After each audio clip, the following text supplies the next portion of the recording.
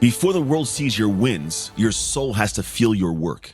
It's the reps nobody applauds that produce the wins that do, all through a shifting of your identity into a dominator.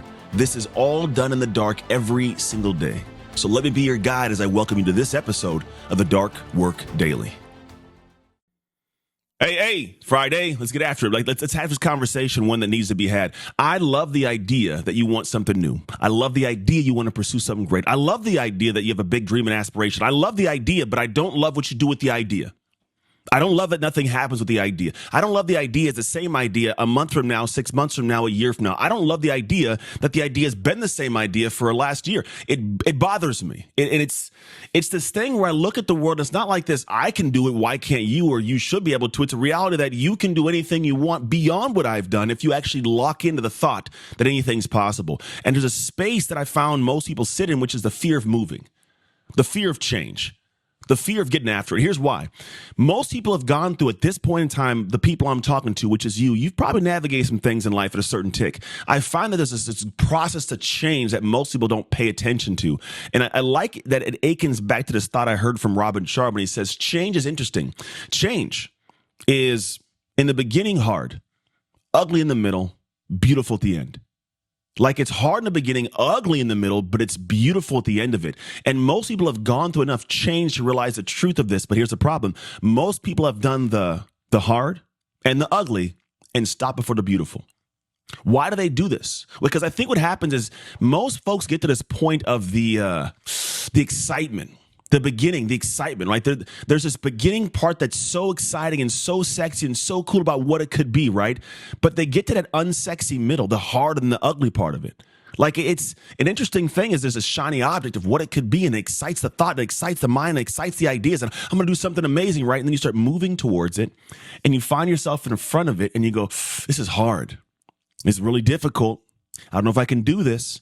And then you get to this point where it's all ugly and you quit. And you become a submitter. You submit to the difficulty. You submit to the hardship. You submit to the weakness. You submit to the excuses. You submit to the weakest part of your identity who doesn't know what to do right now and won't go drop the ego enough to go ask for help. Now, I have in my life gone through a lot of different journeys. I can honestly say once I have had this feeling.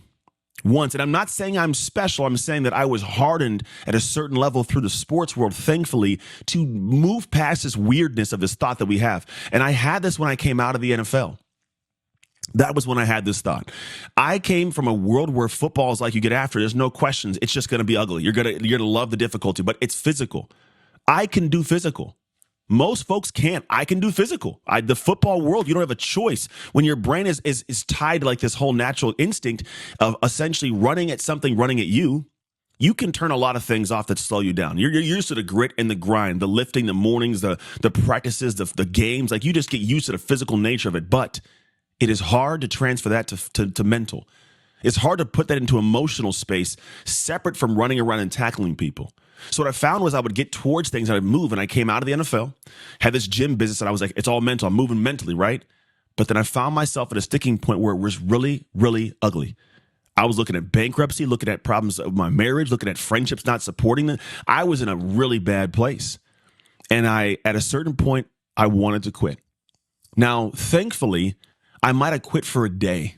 And then I was like, this doesn't feel good. I don't like what this is about. And I was like, I'm gonna figure this thing out. And I went and found a coach I couldn't afford that I hired, and I was gonna be in debt if I couldn't figure out how to make his coaching make sense. And thankfully I did, but it moved me past some of these points. And what I found was I never will operate without a coach, without guidance, without somebody giving me some instruction on what to go to the next stage. Because if I don't have that, I'm going to be wandering around blind, hoping I figure it out. And why am I going to hope in a world with so much information and so many people willing to share it? Yeah, it may not be free, but it shouldn't be. I want to figure out what is most valuable, and I want to be able to find a way to get the value out of it and make more value for my own life. So I found there's a lot of people that get to the point of that middle where the submitters quit and the reps then feel pointless. The progress is invalid. Doubt creeps in because you haven't got the outcome right. I know that a lot of us get to those moments and we take that mentality and we place on the next thing and the next thing. So every piece that comes down the pathway, you're framing in that perspective. It's not gonna work. It's gonna suck. And then the doubt creeps in. And the thought I want you to have is that honestly that you have to have these thoughts through the long stretch of dark work being required where you're doing nothing of value sometimes, and nothing seems to be working, nothing seems to be happening, but the effort is in the right direction, right? And that's where transformation actually lives, in that space where you start something because you're excited about it. It gets very hard, it gets very ugly, but you don't quit. You actually almost have to expect that to take place and embrace that taking place. And then one day you get so normalized to working through grit and grind that it becomes easy. What is difficult and it stirs everybody else's soul negatively for you is like, that's Tuesday morning and tomorrow morning and every day this week. And it becomes so normalized to you that other people think you're crazy, when for you, it's like, how can you not do this? Like, oh, because you built the muscle, because you worked through it all. Why? Because you worked enough to get to the end result. And you realized how beautiful that piece is. How it's much sweeter and more enjoyable than you could have ever imagined. You can think about it, but when you touch it and you taste the freedom that comes with the work being produced in a way that produces a result for you, and that freedom creeps in like it is something that I can't put words around. The freedom that I have in my life to be able to do this and to give back is a gift that I can't wait to give to every human being on planet Earth willing to do the work. To go into something and go, look, it's going to be ugly. It's going to be hard. It's going to be difficult. But golly, does it give you such a different outcome of life on the backside? It produces for you a result of life that it's a 1% to 3% experience. Think about the billions of people on Earth and the 1% to 3% of people that get to experience a certain level of life that is unimaginable to many. Now, I'm not in the billionaire stage of life. I'm not ever going to be there. I don't have aspirations for that. But I'm in a stage of life where I really thoroughly enjoy my life. I don't have to be anywhere. I don't have to do anything. I could stop doing this right now and be completely fine financially and time-wise for the rest of my life. I am loving the service I get to give. I'm loving the time I get to spend. I'm loving the learning and the exploration of what ideas I could have. I'm loving this piece of it. I'm going to continue loving it, hopefully, for the next 40 years. That's a gift. But it only happened because when I got to the muckiness and the stickiness, the grit that most people will just run away from, I took steps deeper into the mud. I went farther into the moat, into the swamp of crazy, because on the other side of the swamp was an oasis. And I want you to realize that that is what's required. The dark work must be put in to get this outcome, but it transforms you at every level to where the things that are hard don't register in your brain as hard anymore. The things that are scary don't register as scary anymore. The things that give you peace and joy are things that are honestly sometimes just simplistic that you didn't even notice before and didn't pay attention to, but they were right to the exact time.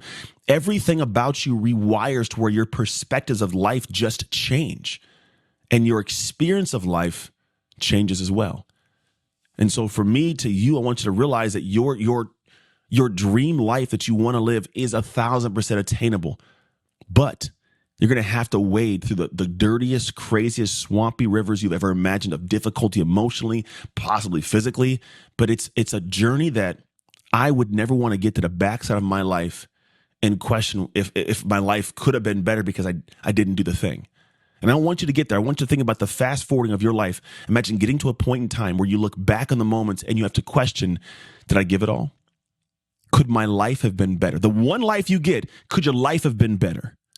If the answer is yes, the life could have been better, make your life better. Do things differently. Show up in a different way. There is no stopping. There's no definitive reason why you can't do it. It's a choice that you have. If you had the choice to do it, just lean into the choice.